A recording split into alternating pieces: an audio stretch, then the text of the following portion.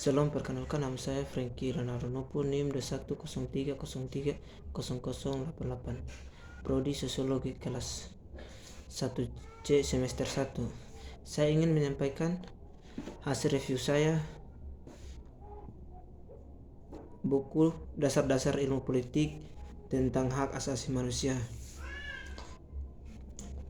Yang pertama, pendahuluan.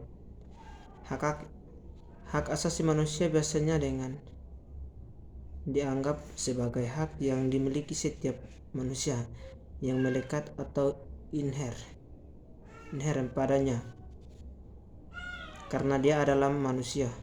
Dalam Mukadimah Kovenant Internasional Hak Sipil dan Politik 1966 dicanangkan hak-hak ini berasal dari harkat dan martabat yang melekat pada manusia. Hak ini sangat mendasar atau asasi. Sifatnya yang mutlak diperjuangkan agar manusia dapat berkembang sesuai dengan bakat, cita-cita, serta martabatnya. Hak ini juga dianggap universal, artinya dimiliki semua manusia tanpa perbedaan berdasarkan bangsa, ras, agama, atau gender. Dewasa ini kita membedakan 3 generasi hak asasi. Generasi pertama adalah hak sipil dan politik yang sudah lama dikenal dan selalu diasosiasikan dengan pemikiran di negara-negara barat. Generasi kedua adalah hak ekonomi, sosial, dan budaya yang gigih diperjuangkan oleh negara-negara komunis yang dalam masa Perang Dingin 1945 awal tahun 1970 sering dinamakan dunia kedua. Kemudian hak ini didukung negara-negara yang baru membebaskan diri dari penjajahan kolonial dan yang sering disebut dunia ketiga. Generasi ketiga adalah hak atas pendamaian dan hak atas pembangunan development yang terutama diperjuangkan oleh negara-negara dunia ketiga. Yang kedua, perkembangan hak asasi manusia di Eropa. Di Eropa Barat, pemikiran mengenai hak asasi berawal dari abad ke-17 dengan timbulnya konsep hukum alam serta hak-hak alam. Akan tetapi sebenarnya seberapa abad sebelumnya, yaitu abad zaman pertengahan, masalah hak manusia sudah mulai mencuat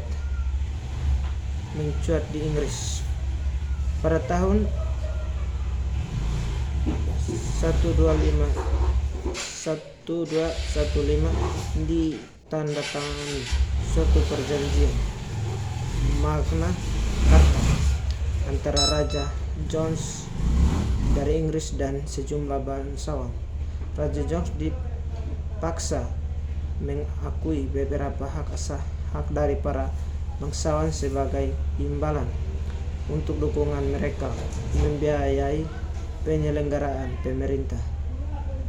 pemerintahan dan kegiatan perang. Hak yang dijamin mencakup hak politik dan sipil yang mendasar, seperti hak untuk memeriksa di muka hakim, sekalipun pada awalnya hanya berlaku untuk bangsawan. Hak-hak itu kemudian menjadi bagian dari sistem konstitusional Inggris yang berlaku bagi semua warga negara sampai sekarang. Magna Carta masih dianggap sebagai tongkat jajahan dalam perkembangan demokrasi di Barat.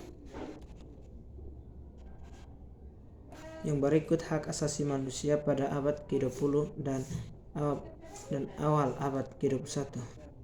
Dalam perkembangan berikutnya terjadi perubahan dalam pemikiran mengenai hak asasi, antara lain karena terjadinya depresi besar sekitar tahun 1929 hingga 1934 yang melanda sebagai besar dunia. Depresi ini yang mulai di Amerika dan kemudian menjalar ke hampir seluruh dunia, berdampak luas. Sebagian besar masyarakat tiba-tiba timpa gangguan dan kemiskinan. Tingkat pengangguran dan kemiskinan. Di luar Amerika pun dampak cukup dahsyat. Di Jerman, depresi turut berkaitan timbulnya Nazisme yang dipimpin oleh Adolf Hitler. Perkembangan menyebabkan banyaknya orang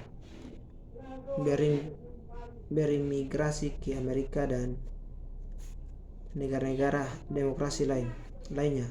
Jutaan orang Yahudi yang tidak sempat meninggalkan Jerman ditahan dan dibunuh dan dalam berbagai konsentrasi.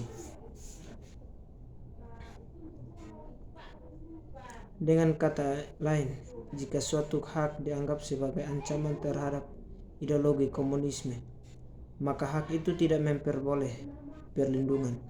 Dengan demikian, bobot hak asasi sangat terbatas maknanya. Sebagai akibatnya, Uni Soviet pada masa lalu selalu dikencam sebagai negara pelanggar hak asasi yang termasuk paling besar. Pandangan ini berubah secara radikal sesudah terjadinya perpecahan dalam dunia komunis di Eropa Timur pada akhir 1989. Dewasa ini negara Eropa Timur yang terjadinya berdasarkan sistem komunis, berdasarkan dalam tradisi ke arah demokrasi dan mendekatkan diri dengan negara-negara barat. Berikut pandangan mengenai hak asasi manusia. Terima kasih.